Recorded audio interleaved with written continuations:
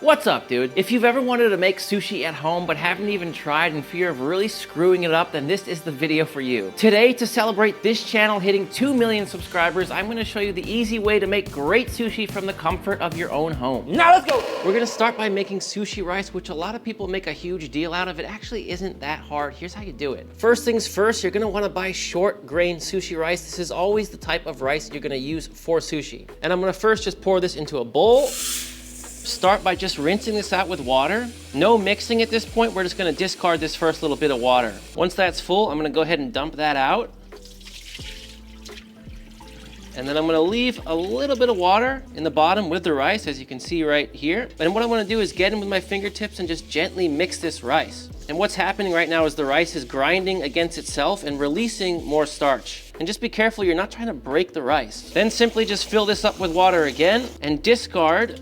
And you're gonna repeat this process until that water runs almost clear. Could be anywhere from 3 to 5 rinses. Here we are after 5 rinses, and you can see that that water is basically clear. We are ready to move on to the next step, which is to pour out the rice into a strainer like this. And you wanna let this sit for about 5 minutes, maybe even a little more. And the reason you do that is really to let all that water drain off so you can get the ratio correct on the next step. And while we wait, I always like to inspect rice after I buy it, meaning just look at each individual grain in my hand a little bit to see how many are broken. The more whole pieces of rice I find, I think the better it is. If you find lots of little broken chunks in your rice, it's just not a good sign of quality when it comes to sushi rice. You wanna feel those individual whole grains in your mouth when you're eating the sushi. Now that the time has elapsed, I'm gonna dump my rice into my rice cooker. The ratio for sushi rice is super easy to remember because it's just 1 to 1. So since I used 3 cups of sushi rice, I just measured the exact same 3 cups in the exact same container I used to measure the rice. That's important too because there are differences there. So 3 cups of sushi rice, 3 cups of water. Simple as that. I'll just shake this a little bit to even it out, and I know that's gonna work out perfectly every single time. The next thing you're gonna wanna do is just let this soak for 30 minutes. That arguably gives the rice a better texture. Now that the rice is soaked, I'm gonna drop it in the rice cooker, and we're gonna go ahead and send it on its way.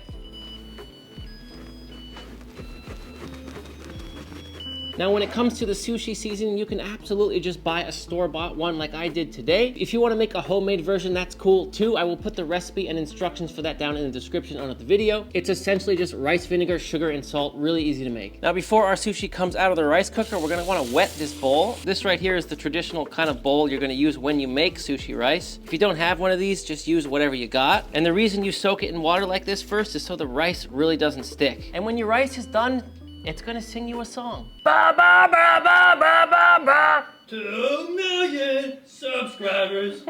Go ahead and open that up. Now be careful as this is gonna be really hot. And what you wanna do now is flip this over into the bowl and a few taps with the towel to make sure the rice is loose.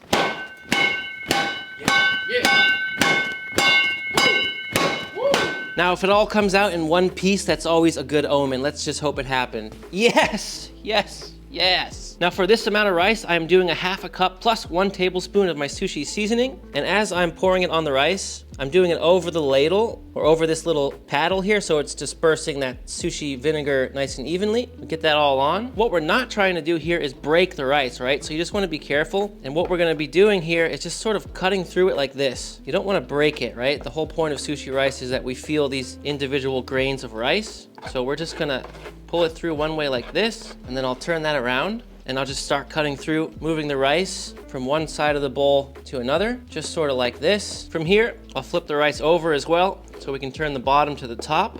And then again, just cutting through, just making sure this is nice and evenly mixed. This rice is looking really, really good. And I'll just keep repeating this process until I feel that the rice is nicely mixed with the sushi seasoning. There we go, my friends, just a few minutes of mixing. And now the next thing I wanna do is make sure that none of these grains of rice remain up the side of this. All these little rogue rices that came up here, we're gonna put them back down. I'm gonna even this out a little bit now. All we need to do now is cover this with a damp towel and then just leave it alone. We need to let it cool down closer to room temp. And after about 15 minutes, I was always taught to flip the rice over just so the bottom is on the top, just like this. I'm just taking little sections and I'm just turning it over like so. And I can't even tell you exactly why I learned to do this, but someone said it just helps distribute that seasoning even more and the moisture or something like that. I don't know, but I always do it. And for one of my hand rolls, I'm doing a little experiment today because, come on guys, it's my special day. I'm taking out some of my rice for one of my hand rolls, the Yellowtail one. And what I'm gonna do is just rain down a little matcha, because recently I found a hand roll place near me in Austin, Texas, and it is awesome. And their rice is matcha rice. It definitely looks really cool. I'm just gonna give this a thorough mixing so that matcha is distributed. But wow, look at this. I mean, the flavors definitely make sense. This looks like it's gonna be good. I'll just cover my rice back up. It's just lukewarm right now. I'm gonna give it another sort of 10 minutes to cool down, and then we can form up these hand rolls. And I am really hungry. Now, because it's my special day, I'm gonna be making my 3 favorite hand rolls. The first one's gonna be Yellowtail with yuzu, kosho, and green onions. The second one's gonna be Sesame Mayo Crab with trout roe. And the third one's a classic, but always really good, spicy salmon. I'm gonna be starting today with the one that takes the longest. I found these incredible Dungeness crabs, which happens to be one of my favorite crabs, so let's start by picking the meat off of these guys.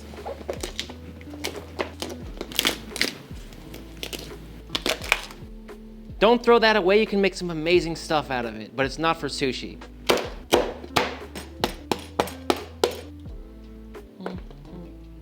Dungeness crab truly is the best. You want to keep your crab meat cold, so keep it on a bowl over ice like this. Marcus has never tried Dungeness crab. Here we go, Marcus. He's got a new mech warrior suit. There you go. Let me know what you think about that. I'd like 20 pounds of that. And we can't forget about these little bodies full of meat. You can get in with a little chopstick and just start scraping it all out. There's so much meat inside of here. Now, to finish all this beautiful crab, we're gonna finish with kewpie mayo and sesame oil. This combination right here is just so good. I'm gonna give this a gentle mix. I don't want too much mayonnaise, and I still want to be able to see those chunks of crab a little bit in there. Oh my God, make a California roll with this, huh? That's insane. And the crab's now ready for the hand rolls. Next, we want to work with our salmon. And I know a lot of you may be wondering how it's possible just to eat raw fish without getting sick. I know a lot of people have that concern. Let's take this farmed salmon as an example. For starters, it's never seen fresh water. It was raised in 100% salt water, which gives it a lot less chances for parasites. On a more important note, it's been frozen before being shipped out. It's either frozen for 7 days at a certain temperature or for a shorter amount of time but at a lower temperature. This again kills all the parasites, making it safe to eat. I would also highly recommend you talk to your fishmonger and ask them when they get their fish delivered. For me, it's always best to go on a Monday. I know they just got a fresh shipment in. With this salmon, I smell it. I literally smell nothing. There is no fishy smell whatsoever. So definitely use your nose, use your eyes, talk to your fishmonger, and you'll be fine. I'm gonna first start by feeling for bones on this, and I'll remove this little piece of cartilage right here in the middle. Just gonna clean this up a little bit. Then I'm gonna slice this in half. That's just gonna make it a lot easier to get off this skin. So I'm gonna come in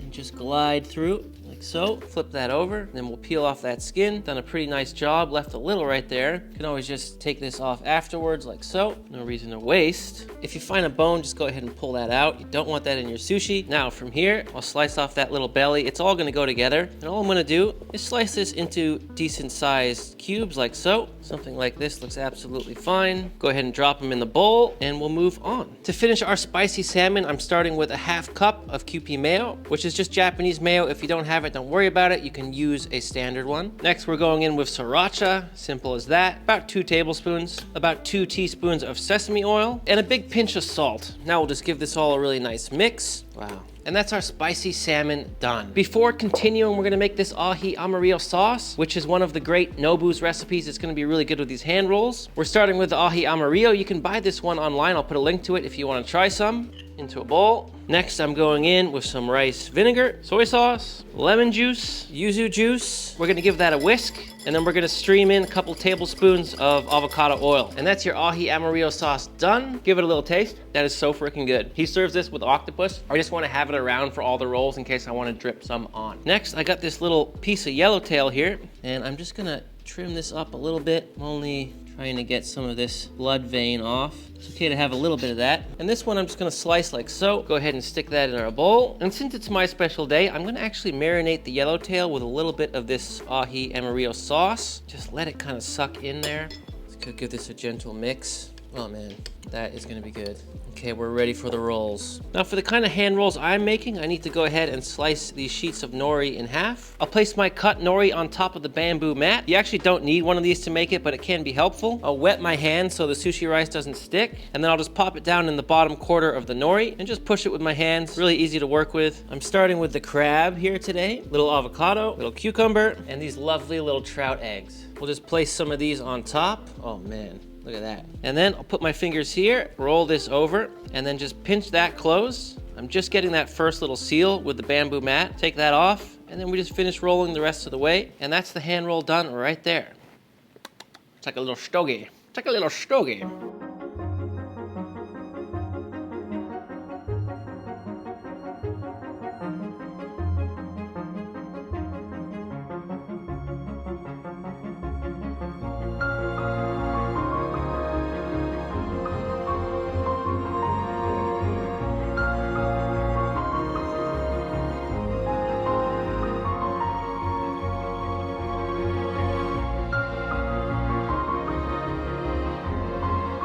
All right, my friends, here we go. That was so easy. It's not that hard. Rolling them up gets a little tedious. And keep in mind, when you're rolling these up, you want to eat them kind of right away so that nori stays nice and crispy. Obviously, we didn't have that option with thumbnails and everything we're doing here, but that's what you want to do. Do it. Marcus, hand roll, bud. There's crab. There's soy sauce mixed with wasabi. I mix, you know, I mix. And there's some ahi Amarillo right there.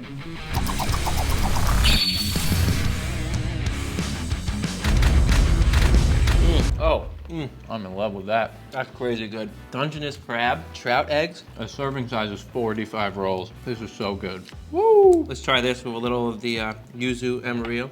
You get big bites. Hand roll for me is 4 bites. It's a 4-biter. I have a small mouth. That's gonna be hard to beat, honestly. That was absurd. What's next, Marcus? Salmon? Damn, that's also very good. Did you eat another whole roll? Mm-hmm. What is going on? Hand rolls, bro, you smash them. You're a cartoon character? Problem with letting them sit is the nori gets a little chewy, whereas if you eat them right away, you'll bite right through it. But besides that, like, these are just, the flavors are amazing. The spicy salmon is really good. Now for the last one, the Yellowtail, actually applied a little bit of this yuzu koshu down before, which is this fermented yuzu and chili paste. Really good. A little sour, a little spicy, a little salty. And this one, I actually really had the this in mind. Okay, here we go. Oh, wow, that one is so zingy and fresh and light. This one's a whole new experience, really. That's really good. Wow. Marcus, as someone who's never eaten a lot of hand rolls, what are we thinking, man? This is bananas. And I like the portions when you make them at home. Just crushed sushi. I think I like crab the best. This second, and salmon third. They're all really close. I agree.